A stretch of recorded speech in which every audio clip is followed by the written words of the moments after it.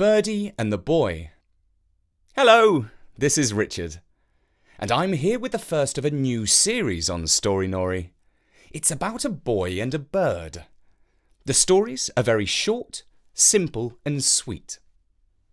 I could explain more, but I might as well just tell you the story. Jake had been caught by the chucking up bug. It had been going round school for a few days, and then one break time, it got him. Ugh. The nice part was that he spent the next few days at home. Mum told him to stay in his bedroom and keep his plastic bucket near him at all times.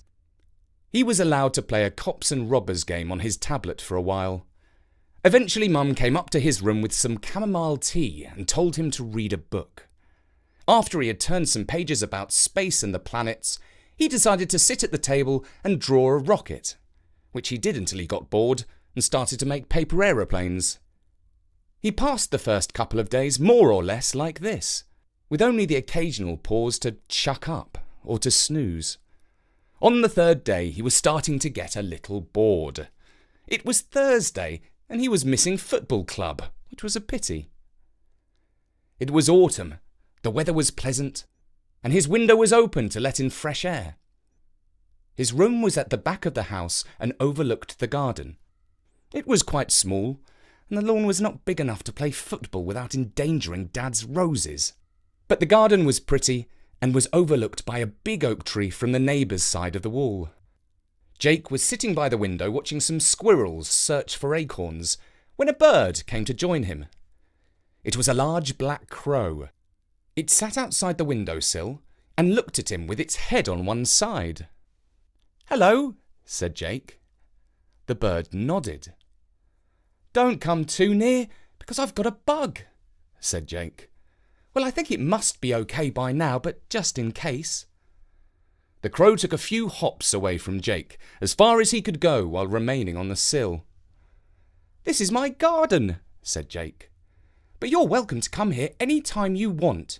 We've got some fat worms, which I expect you'd like to eat. But watch out for the cats.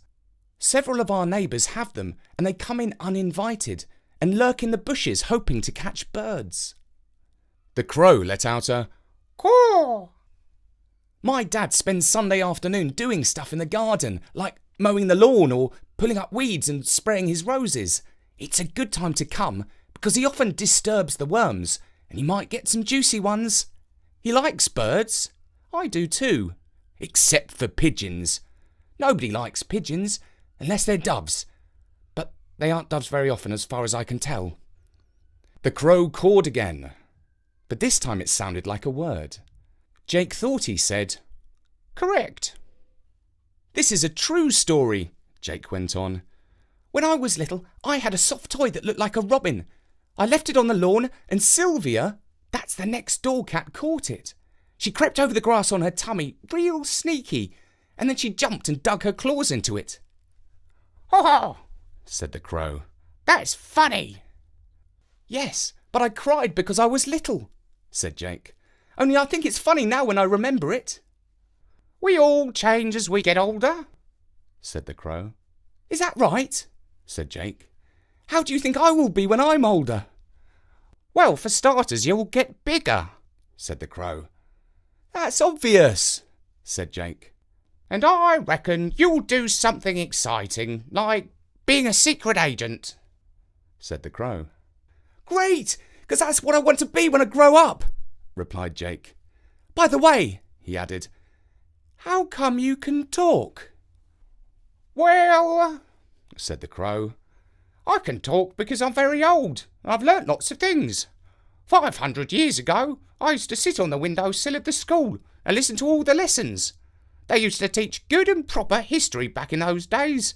I learnt all sorts of interesting stuff. That's how I became so clever."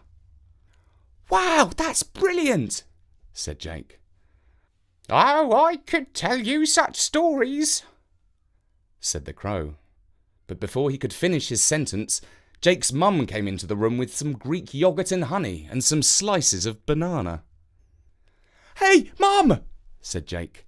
"Say hello to this bird. He's got a surprise for you."